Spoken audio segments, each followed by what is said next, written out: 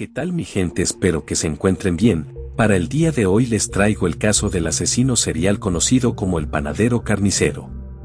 Este asesino era notorio por cazar a sus víctimas en los bosques de Alaska. Comencemos.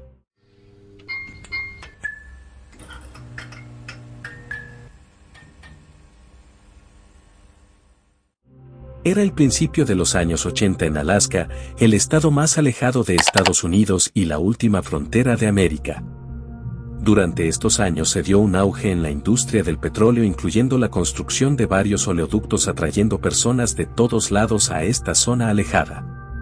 En 1982, dos policías fuera de servicio se encontraban cazando en el bosque cuando se topan con un cuerpo semienterrado. Al llegar, los investigadores encuentran un casquillo de bala y un cuerpo descompuesto. En la autopsia es identificado el cuerpo como Cherry Morrow, una joven stripper de 23 años reportada como perdida hace un año atrás. Durante la construcción del nuevo oleoducto comienzan los movimientos de tierra, apareciendo otro cuerpo tan solo un año después del primer hallazgo. Alaska, un lugar remoto de clima hostil. En ese tiempo era común encontrar cuerpos en la naturaleza de personas perdidas. Pero aquí es donde nace la primera coincidencia. El último cuerpo encontrado estaba relativamente cerca al cuerpo de la stripper hallada el año anterior. El área donde fueron encontrados los cuerpos antes de los movimientos de tierra era sumamente apartado, solo accesible por avión o bote. También se encontró un casquillo de bala. El calibre coincidía con el encontrado en la escena del crimen de la stripper asesinada el año anterior. La autopsia reveló la identidad del cuerpo: otra mujer, Paula Goulding, una joven bailarina reportada como perdida hace 5 meses atrás. Para los investigadores ya no había duda, estaban detrás de un asesino serial. El caso sigue sin pista hasta el reporte de una mujer pidiendo ayuda en medio de una carretera. La joven de tan solo 17 años estaba esposada y en ropa interior. Su nombre es Cindy Paulsen. Al ser interrogada, cuenta a la policía que trabajaba como prostituta. Mientras trabajaba la noche anterior, subió al auto de un hombre con lentes, bien arreglado, nada sospechoso. Apenas subió al auto, el hombre la esposó y amenazó con una pistola con cacha de madera. La llevó hasta lo que parecía ser su casa. Aquel lugar estaba llena de trofeos de caza. En el medio de la sala había una cadena amarrada al techo. Cindy cuenta cómo fue amarrada por las manos, siendo torturada y violada durante toda la noche. Antes del amanecer es forzada a entrar al auto. El hombre le dice que la llevaría a su cabaña en el bosque. De no cooperar la mataría y si intentaba huir sería en vano. Ya tenía su coartada planeada con sus amigos en caso de algo salir mal. Cindy es llevada a un pequeño aeropuerto. El hombre se baja del auto y comienza a preparar una avioneta. En ese momento Cindy logra bajarse del auto y correr hasta llegar a la carretera y pedir ayuda a un auto que pasaba. Los investigadores relacionan este caso con los cadáveres encontrados por la similitud entre ellos.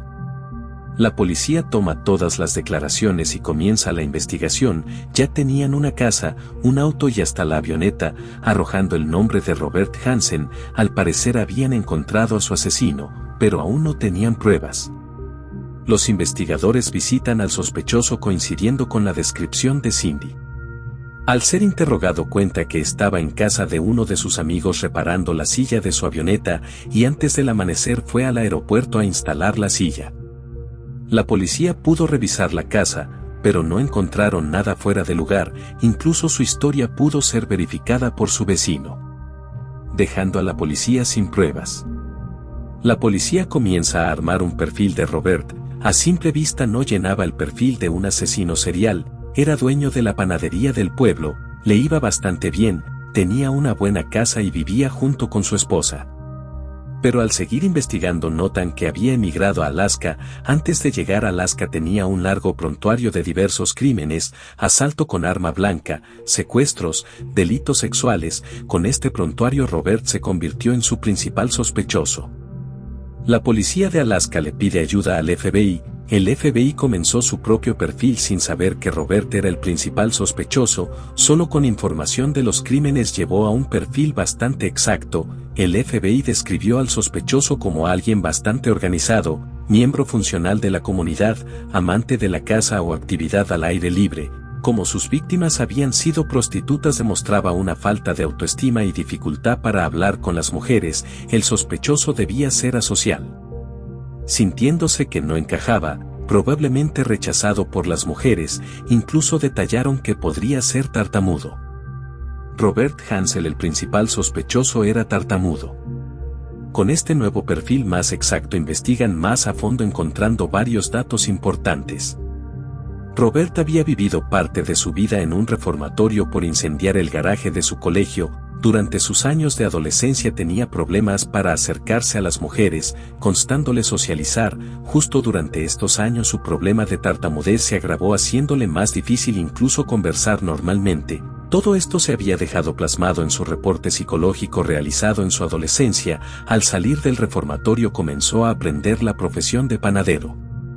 Durante este tiempo, al ser amante de la casa, decide mudarse a Alaska y comenzar una nueva vida. Tan solo con 3 años de haber llegado intentó violar a una recepcionista. Un mes después intentaría violar nuevamente a una joven de 18 años. Durante estos años Robert secuestró a una joven de 17 años mientras caminaba afuera de un café, la llevó a su cabaña y violó. Hansen no pudo ser juzgado por este caso, solo entró a un programa de atención psicológica. La policía tenía a su asesino, pero aún no tenía ninguna prueba fuera del perfil y del testimonio de Cindy, la sobreviviente.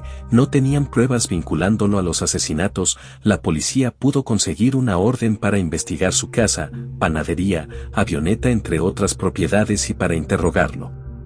Los investigadores intentaron sacar una confesión, pero Robert no cooperó.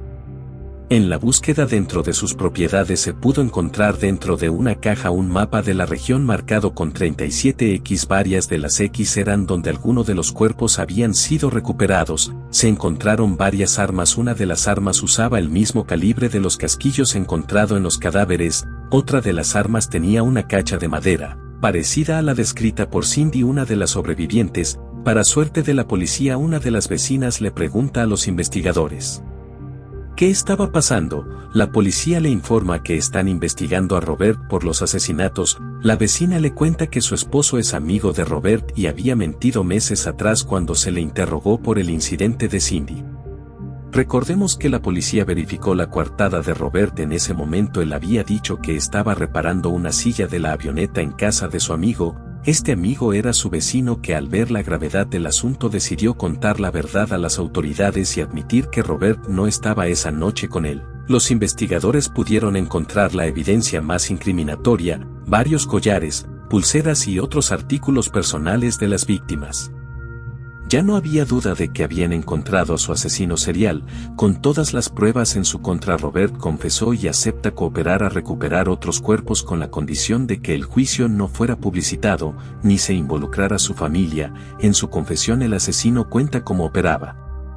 Todas sus víctimas eran mujeres solitarias, las llevaba al auto donde las esposaba, luego manejaba hasta su casa si su esposa no estaba, o algún motel alejado. Abusaba sexualmente de ellas, en algunos casos hasta las torturó.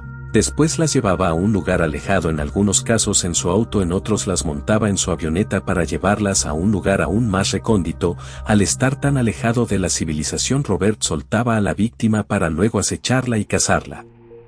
Robert confesó haber abusado a más de 30 mujeres mientras vivió en Alaska. Con la ayuda del mapa marcado encontrado en su casa y la cooperación de Robert se encontraron 8 cuerpos más. En total se le atribuyeron 17 asesinatos, pero solo pudo ser acusado y juzgado por 4. Fue sentenciado a más de 400 años de cárcel y murió en el 2004. En este caso vimos cómo una persona prominente de la sociedad con familia puede ocultar un pasado oscuro y un presente aún más desquiciado. Si te gustan los videos de conspiración, crímenes y misterios, suscríbete y regálanos un me gusta. Ahora estamos comenzando nuestra página de Instagram. Nos pueden seguir, el enlace está en la descripción. Se me cuidan.